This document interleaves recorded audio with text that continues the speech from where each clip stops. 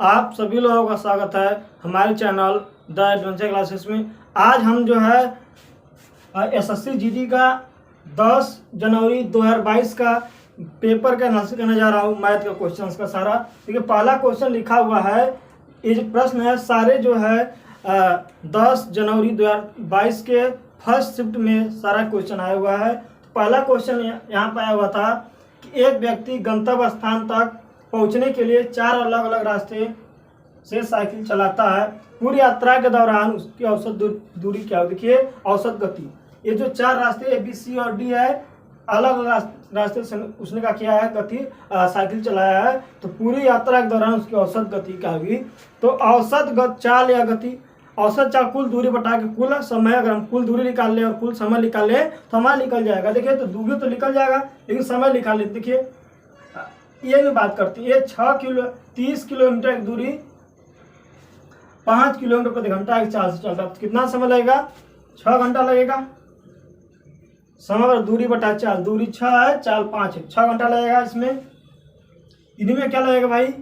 15 kilometre की दूरी 15 किमी की दूरी 3 किलोमीटर प्रति घंटा की चाल चलता है, कितना समय लगेगा? दूरी बटा चाल, तो दूरी 15 बटा चाल 3 क्या हो जाएगा?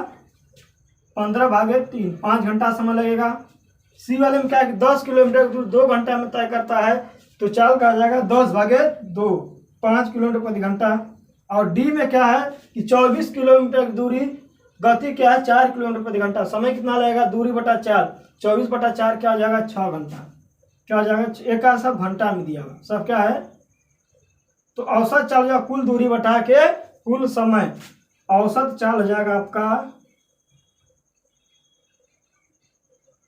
कुल दूरी बटा के कुल समय, कुल दूरी बटा के कुल समय, कुल लिया गया समय।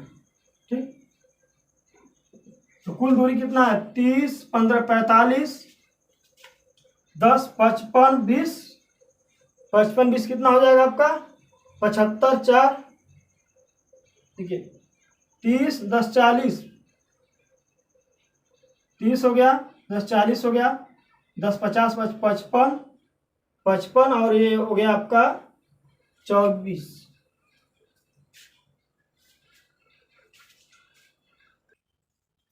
ये जो दूरी है 30 ना दे करके डाटा में 20 दिया हुआ है, तो 20 शायद 4 हो जाएगा, कुछ नहीं। तो क्या हो जाएगा आपका? 25, 20, 15, 35, 45 और 24 का आ जाएगा 69। क्या आ जाएगा? 69। और समय कितना लगा है? तब देखिए, अब कितना समय लगेगा? अब यहाँ पर समय लग जाएगा कि 20 किलोमीटर दूरी 4 घंटा में तय करता है, 5 किलोमीटर घंटा, समय कितना लगेगा? 4 किलोमीटर प्रति घंटा हो जाएगा। समय हो जाएगा 5, 4, 9, 9, 5, 13, देखिए 5 घंटा, 4 घंटा, 5 घंटा, 9 घंटा, 5, 14 घंटा, 14 6 कितना होता है? 20। क्या हो जाएगा? 14 6 हो जाएगा 20। अब 69 में 20 को भाग कर देंगे तो कितना आ जाएगा आपका? 2 3 6 हो जाएगा, 60 और बचा 9, 9 का 10 लगाएंगे तो हो जाएगा 900। तो 45 दिनांक होता है 900, क्या हो जाएगा? 3.45 किलोमीटर प्रति घंटा। तो औसत चाल पूरी यात्रा के दौरान 3.45 किलोमीटर प्रति घंटा हो जाएगा आपका। देखिए, अगला क्वेश्चन है कि 5x - 2y संबंधे x - 2y बराबर 9/17, तो 9x बटा 13y का मान देखिए क्या दिया है। संबंधे है, इसको हम लिख सकते हैं बटा के रूप में। तो 5x - 2y भागे x - 2y बराबर लिख सकते हैं 9/13, 9/17। इनका तिर्यक गुणा कर देंगे तो 17 × 5 = 85x और 17 दूना के 34y बराबर हो जाएगा 9x - 18y। x को एक तरफ कर दे, y को एक तरफ, इस x को इधर कर देंगे तो घट जाएगा। 85 में से 9 घटा क्या? 76x बराबर, इनको उधर ले क्या जाएगा? प्लस में हो जाएगा, -18 + 34 का हो जाएगा, प्लस में 16 हो जाएगा। इसको काट देंगे अगर 4 से तो 19x = क्या हो गया? 4y। तो अगर x बटा y बराबर कर सकते 9/19 और 4/19 हो जाएगा। इसको इधर कर देंगे तो क्या हो जाएगा? x बराबर बटा के y बराबर क्या लिख सकते हैं हम? 4/19। तो पूछ रहा है कि 9x बटा 13y, तो मतलब कि x में 9 से गुणा करेगा, y में 13 से। 19 है। तो 9x बटा के 13y बराबर हो जाएगा 4 बटा के 19 गुणे 9 बटा के 13। 9 चौको 36 और 19 गुणे 13, 19 दाम कितना होता है आपका 190 प्लस 13 19 57, 57 और 190 कितना हो जाएगा 247। कितना हो जाएगा 247। तो 36 बटा के 247 का जो आपका आंसर है ऑप्शन नंबर ए हो जाएगा। अगला प्रश्न है कि एक व्यक्ति की आय 95,000 रुपये, क्या है, एक व्यक्ति की आय जो है 95,000 रुपया है और उसका व्यय जो 75 है, उसका मतलब खर्च क्या है 75,000 रुपया और कमा कितना रहा है 95,000 रुपया।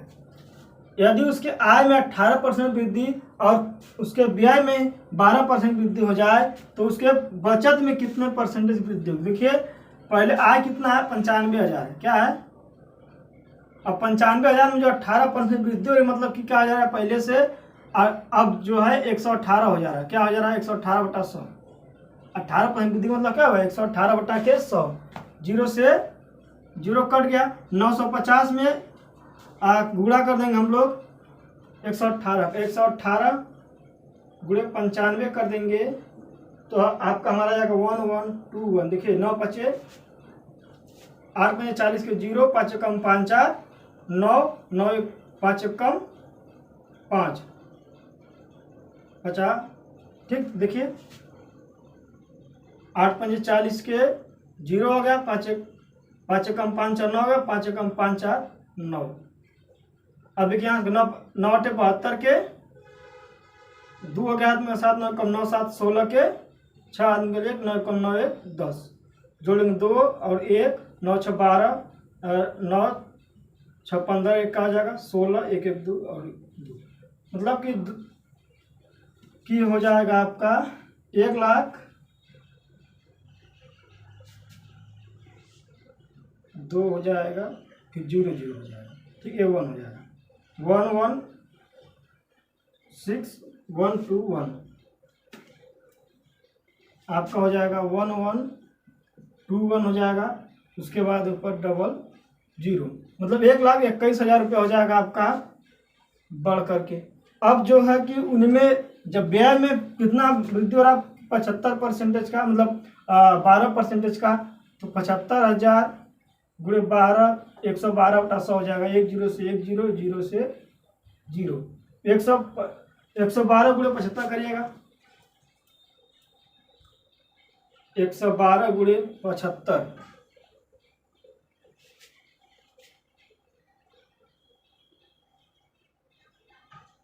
5 गुणे 2 0, 5 9 10 से 5 कम 5 1 6 5 1 6 हो गया, तो जगह 7 2 14 7 1 कम 7 1 8 7 0 8 से 14 8 5 13 1 14 के 4 7 1 कम 7 1 8,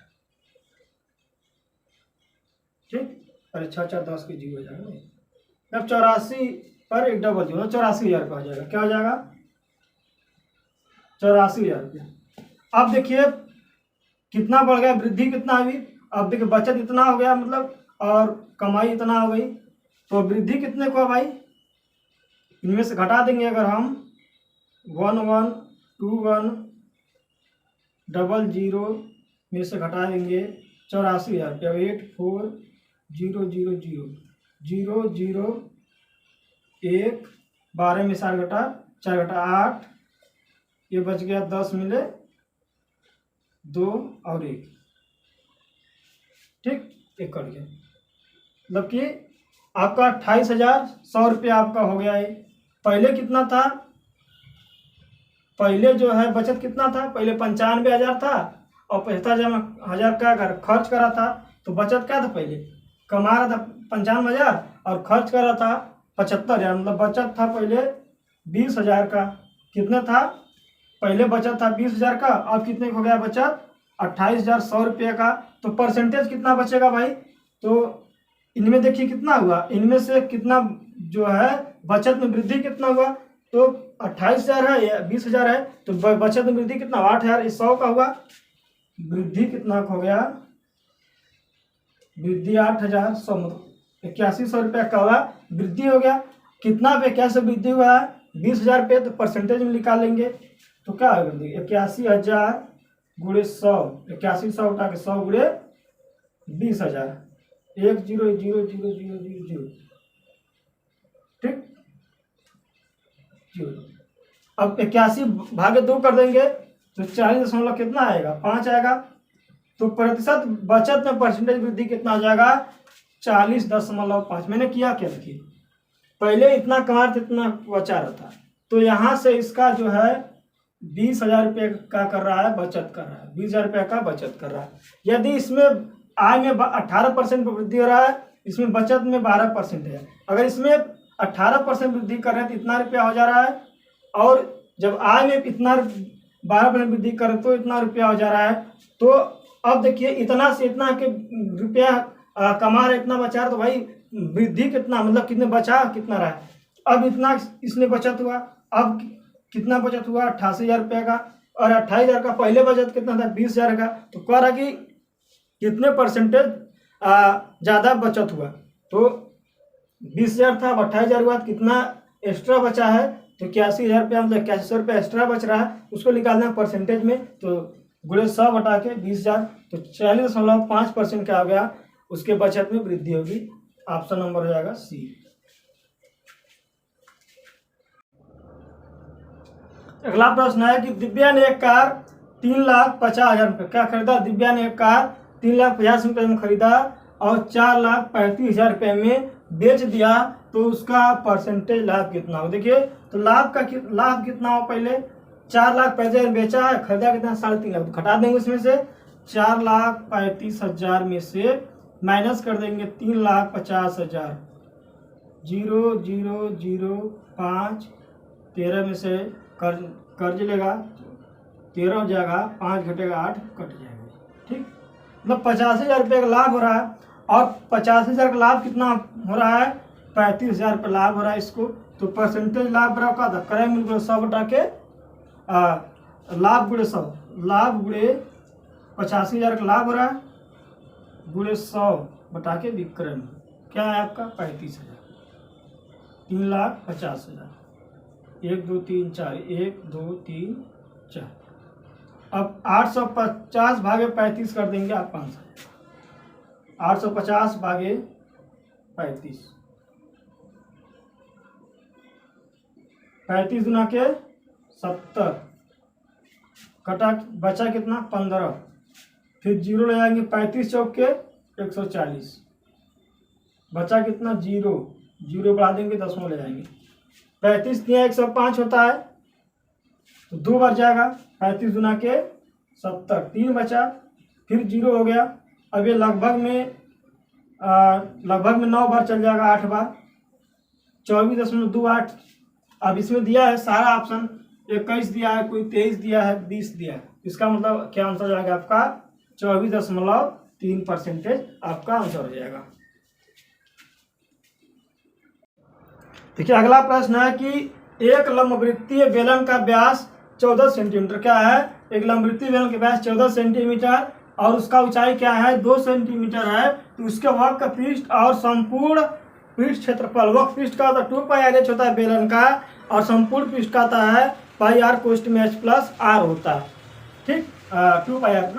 तो देखिए, आपका हो गया वक्र पृष्ठ 2πr होता है, प्लस उसके बाद से संपूर्ण पृष्ठ होता है 2πr कोष्ठ में h प्लस r। ये हो गया वक्र पृष्ठ प्लस संपूर्ण, यही दोनों पूछ रहा है। जो 2πr दोनों में है, 2πr का करिए कॉमन निकालिएगा, तो h प्लस कोष्ठ में h प्लस r हो जाएगा।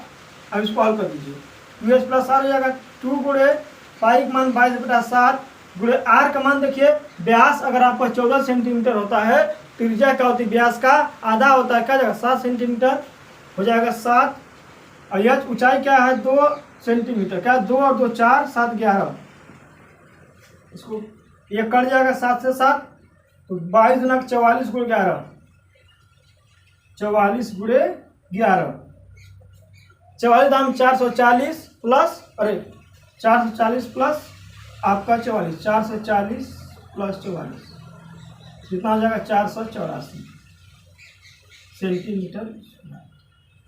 आपका आंसर हो जाएगा 484 सेंटीमीटर स्क्वायर। इसके लिए क्या करना है, दोनों को निकाल करके जोड़ देना है बस।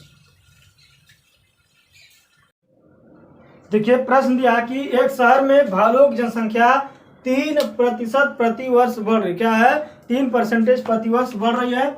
शहर में भालुओं की वर्तमान जनसंख्या क्या है 21,008 है। तो 2 वर्ष पूर्व जनसंख्या क्या थी। यहाँ पर वर्तमान का पूछ रहा है, पहले का दिया हुआ मतलब कि 2 वर्ष बाद दिया हुआ है, वर्तमान में पूछ रहा है तो मतलब बढ़ रहा था। पहले क्या बढ़ रहा था, मतलब बढ़ रहा था तो पहले जो दिया गया होगा क्या रहा, मिश्र धन रहा होगा। अब जाकर वर्तमान का क्या है, मूलधन है। तो वर्तमान का मान पूछ रहा है, पी का मान। तो मूलधन और साधारण ब्याज और मिश्र धन के संबंध में आपका फॉर्मूला जानते होंगे। आपका क्या होता है, मूलधन और दौर गुणे समय बटा 100 होता है, ठीक। लेकिन यही चीज अगर उसमें ब्याज जोड़ देते हैं, चक्रवृद्धि ब्याज की बात करते हैं, सॉरी मिश्र धन की बात करते हैं, तो ब्याज प्लस मूलधन होता है। इसको देख लीजिए एक बार बेसिक से। ऐसा ही रखा होता है PRT बटा 100 होता है। और आपका मूलधन अरे मिश्र धन होता है P प्लस SI, मतलब ब्याज प्लस ब्याज, अरे मूलधन प्लस ब्याज। ब्याज का होता है P प्लस PRT बटा के 100 एलसीएम लेंगे तो क्या आता है 100P प्लस PRT बटा के 100। अब यहाँ से क्या कॉमन, P कॉमन निकाल लेते हैं तो 100 प्लस RT बटा 100 आता है आपका बराबर 1 है। अब इसी को लगा देंगे आप। ए बराबर आपको दिया हुआ है 21,200 21,218 बराबर का दिया है P का मान पूछा जा रहा है 100 प्लस RT, मतलब R का मान हो गया 3%, समय कितना है 2 वर्ष बाद, तो 2 3 6 हो गया बटा के 100। इनका है तो मल्टीप्लाई हो जाएगा, इधर इनका गुणा करते हैं 100P प्लस 6P 106P हो जाएगा, 1 बटा 100 बटा क्या है 100। तो 21218 00 बराबर 106P। तो P बराबर का ऐसा भाग जाएगा जी 21,218 भागे 106। 106 का भाग देंगे लगभग पूरा 2 बार में कट जाएगा ये, ठीक। और एक जीरो लेके जाइएगा एक बार, 2 जीरो है, 2 जीरो तो रहेगा ही। और एक बार जीरो लेके जाइएगा तो क्या 180 लेंगे, ठीक। आप कितना बचा था इसमें आपका 112, 2 बार कट गया। बाकी देखिए 21218 00 भागे 106, 1 2 बार चला गया तो 106 हो गया, 112 हो जाएगा, 212 कट गया। तो एक बार जो ले जाएगा तो एक दो उतारेंगे, फिर 8 हो जाएगा, फिर जो लाएंगे, फिर जीरो लेके जाएंगे तो एक बार जाएगा 106, क्या हो गया 106 00 हो जाएगा, 2 बार लेगा फिर 106, तो आपका बच जाएगा 74, फिर जीरो, तो लगभग ये 6 बार जाएगा। तो आपका 2016 कुछ आ रहा है 2000। देखिए कोई भी ऑप्शन जो है 2000 से ज़्यादा नहीं दिया हुआ, सब क्या है 2000 से कम दे। कभी कभी ऐसे में कि लगभग वैल्यू दिया होता है एग्जामिनेशन में, तो देखिए आपका जो आ रहा है भाग देने पे 20,000 से थोड़ा ज़्यादा आ रहा है। बाकी कोई भी क्या कम है, लगभग 20,000 16-17 आएगा। तो आपका आंसर क्या हो जाएगा, ऑप्शन नंबर सी हो जाएगा राइट आंसर।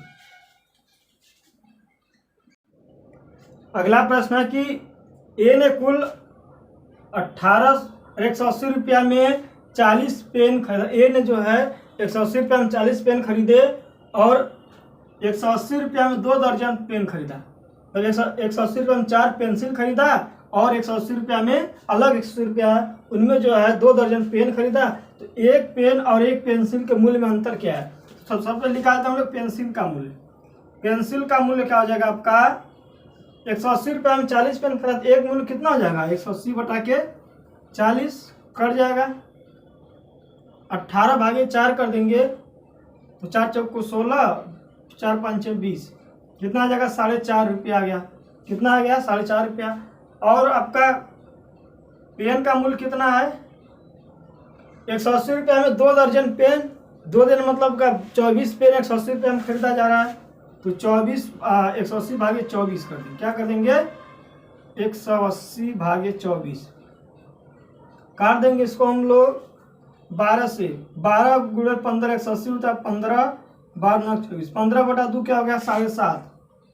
तो अंतर कितना हो एक पेंसिल का मूल्य है, ये क्या एक पेन का मूल्य है। तो अंतर कितना हो जाएगा 7.5 माइनस 4.5 अंतर हो जाएगा आपका 3 रुपया। कितना हो जाएगा अंतर आपका एक पेंसिल और एक पेन के मूल्य का अंतर हो जाएगा 3 रुपया। आपका नंबर क्या हो जाएगा डी। ठीक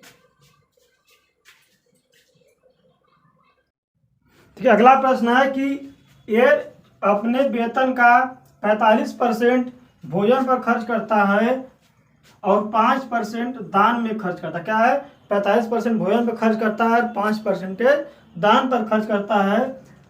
वह भोजन तथा दान पर कुल 28,500 रुपया खर्च करता है। एक ही आय का देखिए टोटल खर्च कितना परसेंटेज कर रहा है 45% भोजन पर और 5% दान पर।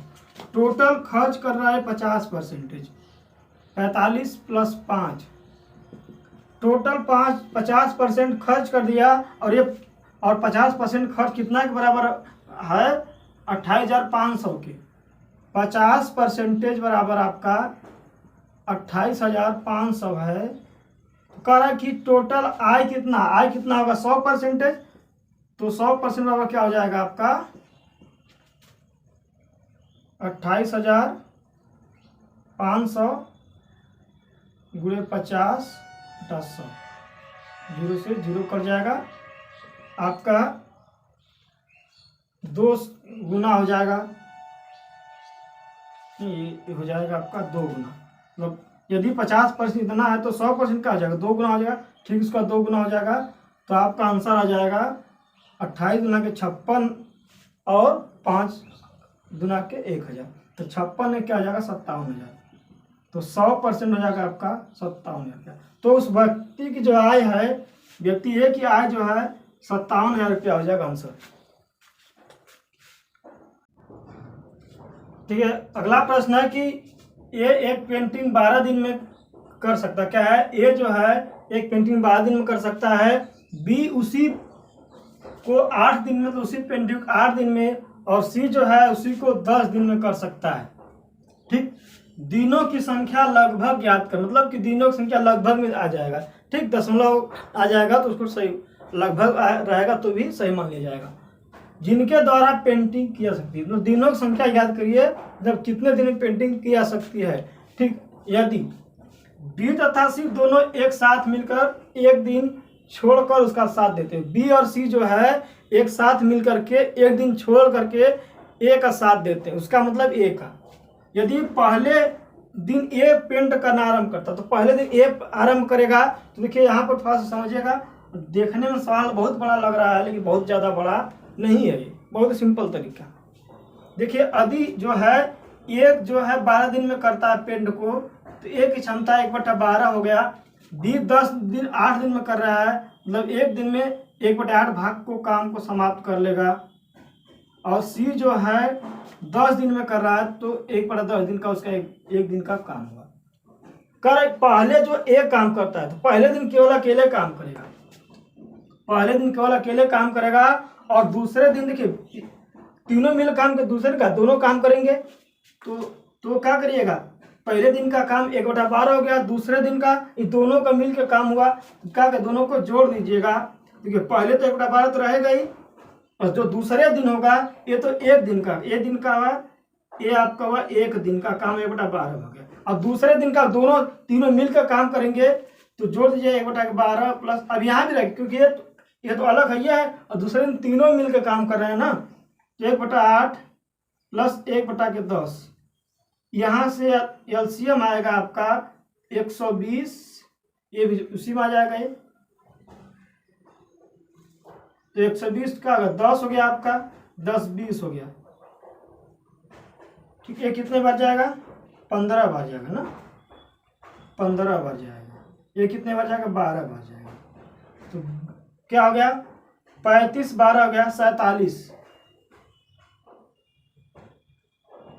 मतलब कि 47/20 भाग काम है। ये कितने दिन काम है? 2 दिन का काम है। क्या है? 2 दिन का काम है। ये क्या है? 47/20 भाग 2 दिन का काम है। अब फिर जो है ए अकेले काम करेगा और बी जो चौथे दिन होगा का चौथे दिन मतलब पहला दिन तो अकेले काम हुआ, ये दूसरे दिन दोनों आए, अब तीसरे दिन फिर अकेले आएगा, फिर चौथे दिन फिर तीनों साथ मिलकर आएंगे। तीसरे दिन का चौथे दिन का काम जो है पहले और चौथे दिन बराबर होगा, तो चौथे दिन का काम होगा। देखिए चौथे दिन का कितना काम हो जाएगा आपका? 47/120 है। चौथे दिन बाद यही प्रक्रिया होगी। चौथे दिन में यही प्रक्रिया होगी। तीसरे दिन तो अकेले काम कर, चौथे दिन तीनों आ जाएंगे मिल करके, तो इन दोनों का काम जो हो जाएगा 2 दिनों का 47/120। अब देखिए काम कितना हुआ आपका? 47 मतलब एक का 4 दिन काम है, 47/120 प्लस 47/120।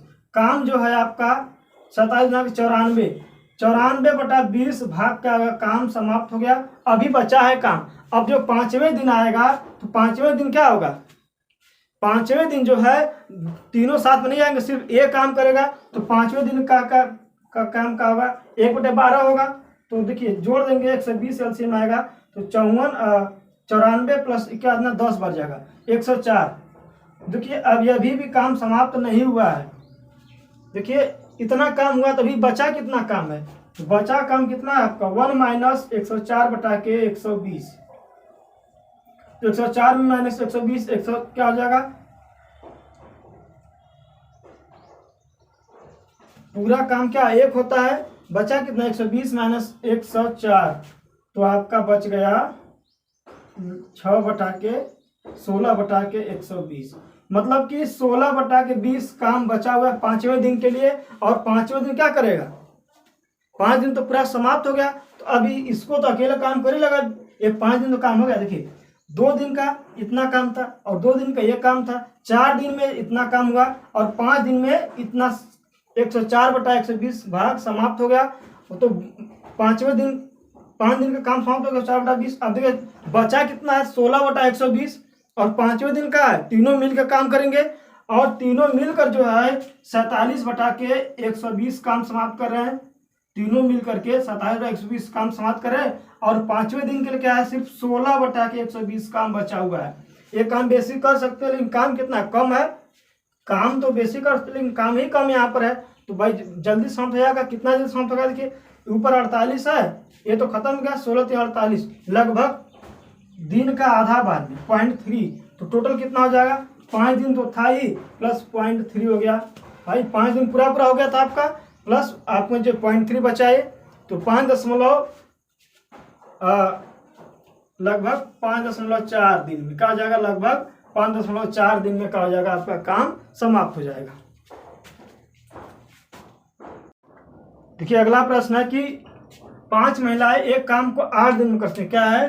5 महिलाएं जो है एक काम को 8 दिन में कर सकती हैं, जबकि 8 बच्चे उस काम को 10 दिन में कर सकते हैं। तो 2 महिलाएं और 4 बच्चे उस काम को कितना दिन में पूरा कर लेंगे? देखिए 5 महिला किसी काम को 8 दिन में करते हैं। 8 दिन में तो अगर काम की संख्या निकाल जाएंगे, क्योंकि 5 महिला है तो एक दिन में 5 काम करेंगी, 8 दिन में करना था आपने 40, तो काम की संख्या हो जाएगा यहाँ पर 40। तो महिलाओं का संख्या हो गया, मतलब ये पूरा क्या एक ही काम है। पूरा काम क्या है? एक है। पूरा काम का एक, तो इसको मान लेते हैं 40 मिनट। क्या हुआ? महिलाओं का काम का हो गया 40 मिनट में खत्म होता है पूरा। और देखिए उसी काम को 8 बच्चे 10 दिन में करते हैं। 8 बच्चे जो है 10 दिन में करते हैं, तो काम कितने यूनिट हो गया बच्चों का? 8 में 80 यूनिट हो गया।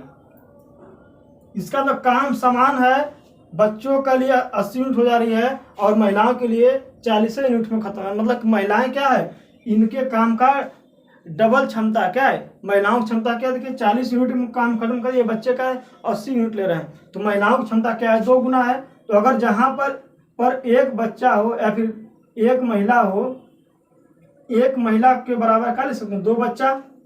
मतलब एक महिला का काम क्या है? 2 बच्चा के बराबर यहाँ से पता चल रहा है। तो कह रहा कि 2 महिला और 4 बच्चे, 2 महिला और 4 बच्चे काम कितना दिन समाप्त कर, क्योंकि अगर 2 तो क्या करें, सबको एक ही बदल लीजिए। अगर आपका 2 महिलाएं हैं तो 2 महिला मतलब क्या हो, 4 बच्चे हो गए, तो 4 बच्चे और ये 4 बच्चे कितना हो गए, 8 बच्चे हो गए। तो 8 बच्चे काम कितना दिन में करेंगे, 8 बच्चे जो है टोटल काम का है आपका 80 यूनिट है, काम की संख्या 80 यूनिट, और बच्चे कितना 8, 8 से भाग कर देंगे यहाँ पे, तो काम जो है 10 दिन में समाप्त हो जाएगा। देखिए 8 बच्चे 10 दिन में कर रहे हैं, 8 बच्चे 10 दिन में कर, वही चीज़ फिर आ गए 8 बच्चे कितना 10 दिन में कर लेंगे। आंसर नंबर हो जाएगा सी 10 दिन।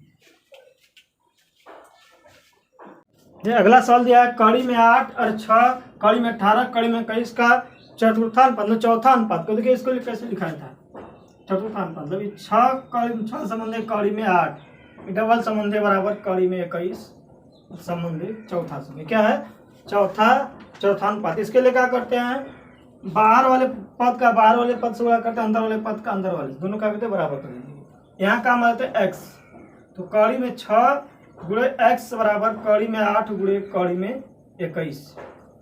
हम दोनों पद क्या करते हैं, स्क्वायर कर देते हैं, तो 6 गुणे x बराबर 8 गुणे 21, स्क्वायर है वाला x इसका क्या हो जाएगा 8 गुणे 21 बटा के 6 कट जाएगा, ही कितने बार कटेगा 3 से काट 2 काट देंगे, 7 3 21 2 3 6 कितना हो जाएगा 8 7 56 बटा के 2 कितना हो जाएगा 28।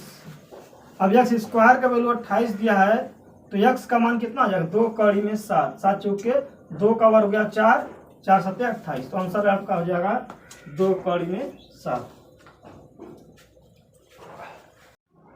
अगला क्वेश्चन है कि एक कार 5 घंटे में 240 मीटर दूरी तय करती है, यदि वह अपनी समान गति से आधा गति से यात्रा करे तो आधी दूरी को तय करने में कितना समय लगेगा। देखिए यदि जो है 5 घंटे में कितना यात्रा करी 240 किलोमीटर, तो कितना समय लगेगा, दूरी बटा के 4 समय, तो 4 निकल जाएगा, तो 5 चौके 20 हो गया, 4 और 0 40 हो गया, 8 5 40, तो सामान्य चाल हो गया का 48 किलोमीटर प्रति घंटा। करा इसकी चाल का आधा कर दिया जाए तो इसका आधा मतलब 2 से भाग कर देंगे, कितना आ जाएगा 24 गुना के 48, तो चाल हो जाएगा आपका आधी चाल का हो जाएगा 24 किलोमीटर प्रति घंटा। यदि करा कि आधी दूरी को तय करने में कितना समय लगेगा, तो आप टोटल दूरी 240 है, इसकी आधा दूरी तय करना होगा तो क्या हो जाएगा 120 किलोमीटर, 240 का तो 120 हो गया, इसको तय करने में इस चाल से कितना समय लगेगा, तो समय दूरी बटे 4, तो दूरी 120 बटे 24 का हो जाएगा 5 घंटा, समय कितना लगेगा, इसका आंसर हो जाएगा आपका 5 घंटा, ऑप्शन नंबर बी। या फिर ऐसे प्रश्नों को हल भी करने की जरूरत नहीं है, क्या 5 घंटे में 40 किलोमीटर दूरी तय कर रहा है, यदि वह समान गति से आधा गति से यात्रा करे तो आधी दूरी को तय करने में, देखिए गति आपका आधा हो रहा है तो दूरी भी आधा हो जा रहा है, तो समय कितना लगा वही लगेगा, तो ऑप्शन नंबर यही से हो जाएगा 5।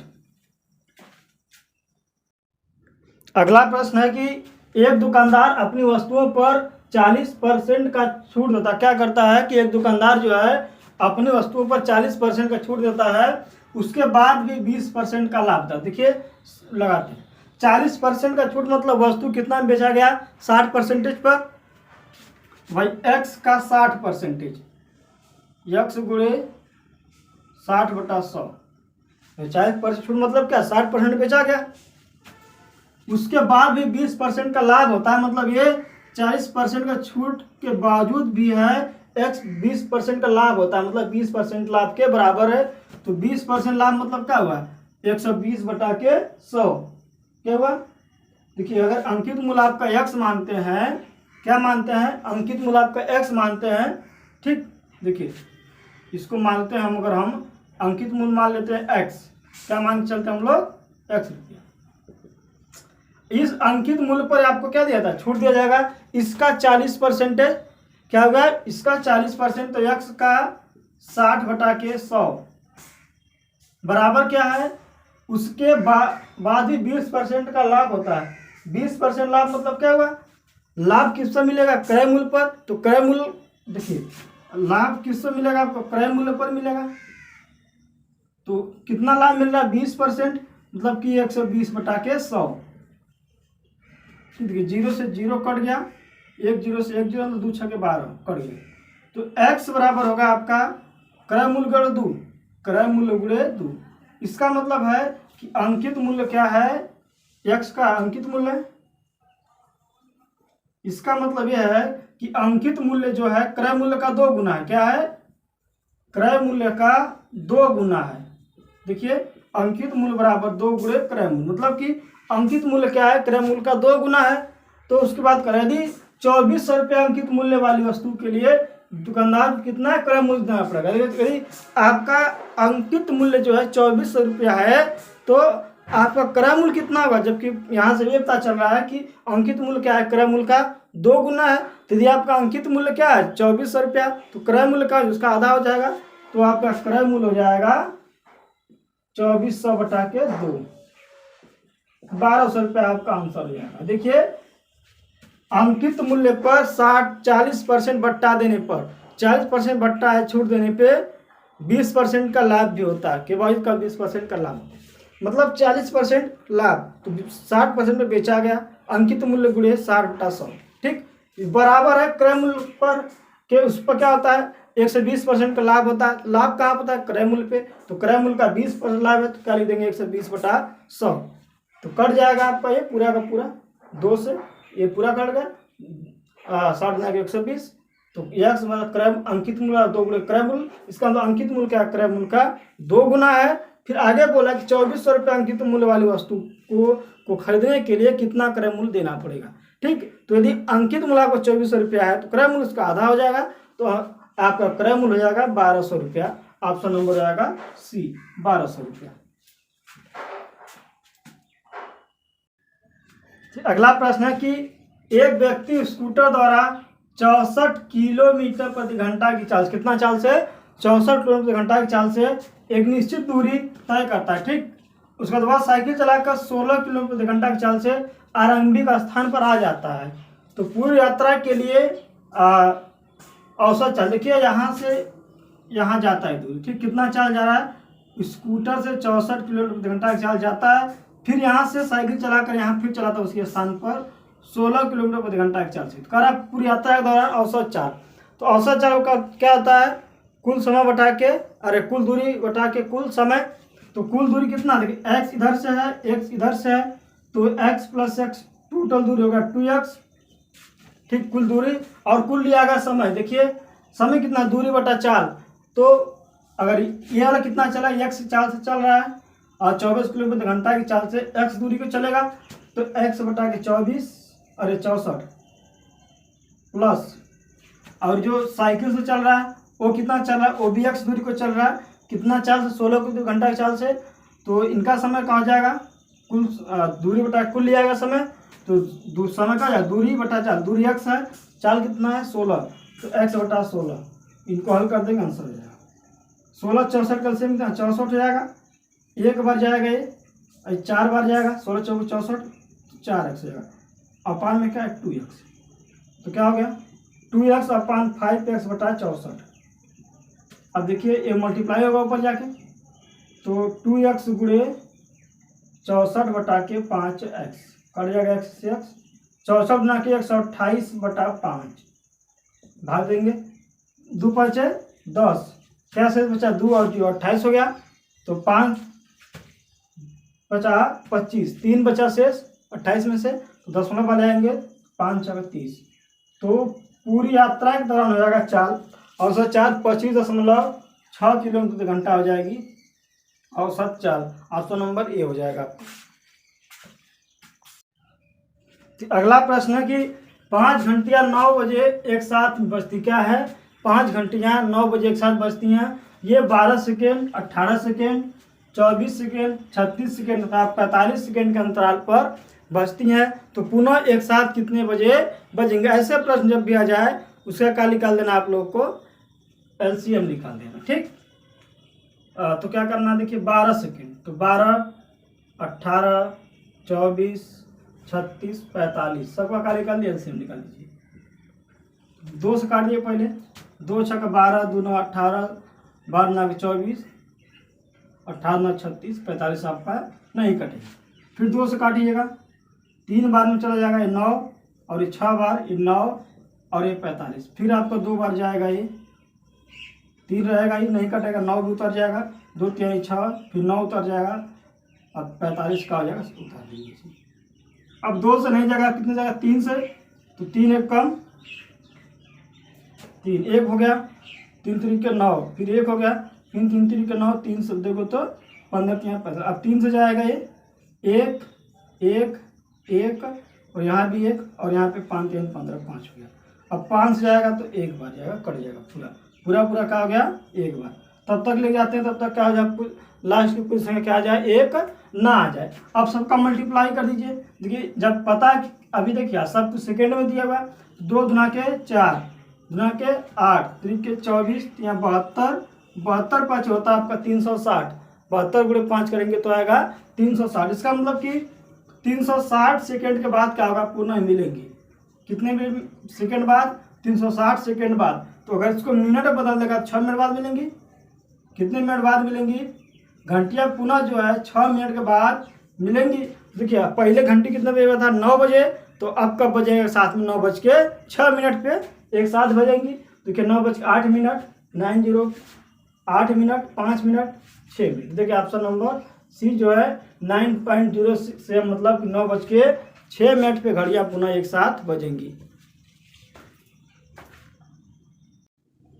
देखिए अगला प्रश्न है कि 80,000 रुपया 10% वार्षिक ब्याज दर पर, ब्याज के वार्षिक दर पर, मतलब चक्रवृद्धि ब्याज के वार्षिक दर पर, ब्याज के दर से चक्रवृद्धि होने, मतलब चक्रवृद्धि ब्याज वार्षिक दर में कितने वर्ष में जो है, कितने वर्ष में 1,17,188 रुपया हो जाए। मतलब वर्षों की संख्या पूछा जा रहा है। देखिए आपका चक्रवृद्धि ब्याज फॉर्मूला का होता है, ए बराबर होता है, चक्रवृद्धि मूलधन ए बराबर होता है पी कोष्ठ 1 प्लस आर मतलब दर बटा के 100 के घाते टी मतलब का आ गया समय। ये होता है आपका चक्रवृद्धि मूलधन का फार्मूला। चक्रवृद्धि मूलधन इतना दिया हुआ है, कितना दिया है, 1,17,128। मूलधन दिया हुआ आपका 80,000 रुपया, और दर दिया हुआ 10% बटा 100। टी का मान क्या करना है, आपको ज्ञात करना है। कट गया 0 से 0, 10 से कम 10, 11 बटा के 10 हो गया। इसको इधर कर देंगे तो 117 28 भागे 80, 80,000 बराबर, इसको लिख सकते हैं हम 11 बटा के 10 के पावर टी। अगर हम इसको काट दें, 1,17,128 को भाग दें अगर 80 से, तो आपका हो जाएगा एक बार जाएगा, फिर चला जाएगा 4 बार, फिर 6 बार, फिर 4, फिर 1 बटा के 1 बराबर 11 बटा के 10 के पावर टी। अगर हम इनको जो है पूरा दशमलव हटा दें 4 अंक, तो नीचे 4 जीरो बढ़ जाएगा।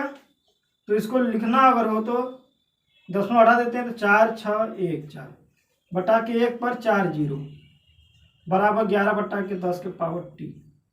और ये देखिए 14,600, ये जो होता है आपका 11 का क्या होता है, क्यूब, 11 के पावर 4 होता है। क्या होता है, ये आपका 11 के पावर 4। देखिए 11 गुणे 11 मतलब 121 गुणे 121 करिएगा तो इतना आएगा 121। देखिए 1 2 1, फिर करिएगा 2 4 2, फिर करिएगा तो क्या हो जाएगा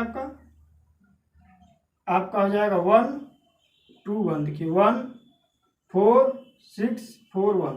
देखिए आ गया। तो इसका मतलब 11 बटा के 10 के पावर 4 बराबर 11 बटा के 10 के पावर टी।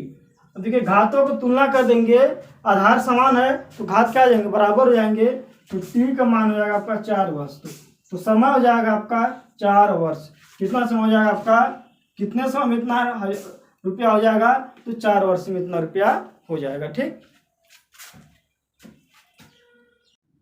देखिए अगला प्रश्न है कि 9 सेंटीमीटर त्रिज्या और 15 सेंटीमीटर ऊंचाई वाले एक शंकु को पिघला करके 45 सेमी ऊंचाई का एक बेलन बनाया जाता है, तो बेलन का क्या व्यास का। देखिए ऐसे प्रश्नों में आपका जो पहले आयतन रहा वो आयतन और पिघला करके जो आयतन बनाया जाएगा, दोनों के इसमें आयतन क्या होगा, बराबर होगा। यदि मान लीजिए दो गोलों को पिघला करके एक शंकु बनाया गया, तो दो गोलों का आयतन एक शंकु के बराबर होगा। यदि मान लेते हैं कि एक गोला को तीन अलग अलग छोटे छोटे शंकु, एक बड़ा गोला है उसको पिघला करके तीन छोटे शंकु बनाया जाता है, तो जो आपका जो बड़ा वाला गोला है उसका आयतन तीनों छोटे गोले के शंकु के आयतन के बराबर होगा। ऐसे लगता है सवाल।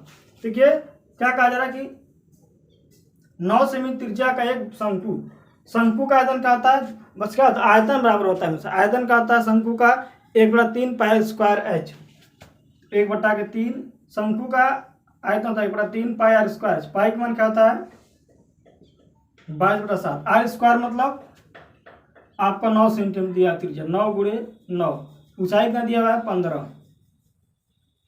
ठीक, 1/3 पाई स्क्वायर एच बराबर का होना चाहिए 45 सेंटीमीटर का एक बेलन बनाया जाता है, तो बेलन का आयतन क्या होगा, बराबर बेलन का आयतन क्या होता है पाई स्क्वायर एच। क्या होता है पाई मतलब 22/7। आर का मान कितना दिया हुआ है निकालना, आर × आर, ऊंचाई कितना दिया हुआ 45। आपका 22/7 से 22/7 कट जाएगा, 3 3 9, 3 कट जाएगा यहाँ पे। ठीक, देखिए 9 × 5 = 45, 3 बार में कट जाएगा ये, यहाँ पर 3 बचा। ठीक, तो अब देखिए अब ये इससे कट जाएगा 3 से, तो आर स्क्वायर यहाँ बचा बराबर होगा 9, तो आर स्क्वायर बराबर होगा 9, आर का वैल्यू होगा 3।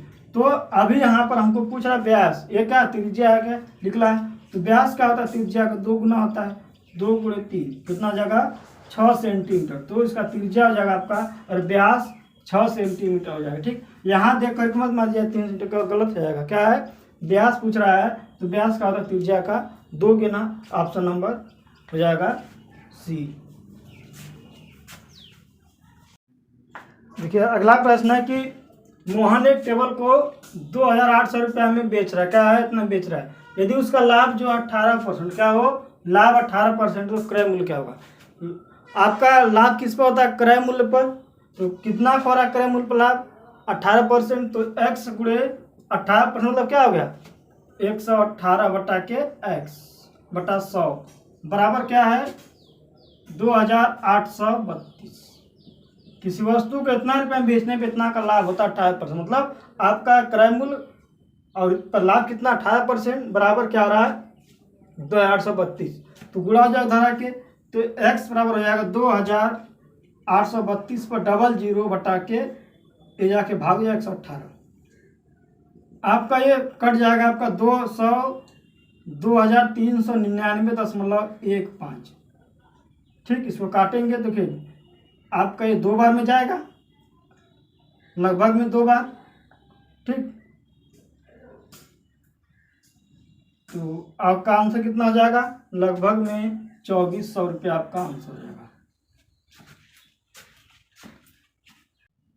अगला प्रश्न है कि 40 और 50 के मध्य कितनी अभाज्य संख्या है। देखिए तो 40 और 50 के बीच मध्य अभाज्य संख्या, तो अभाज्य संख्या 40 के बाद 41 है, 43 है।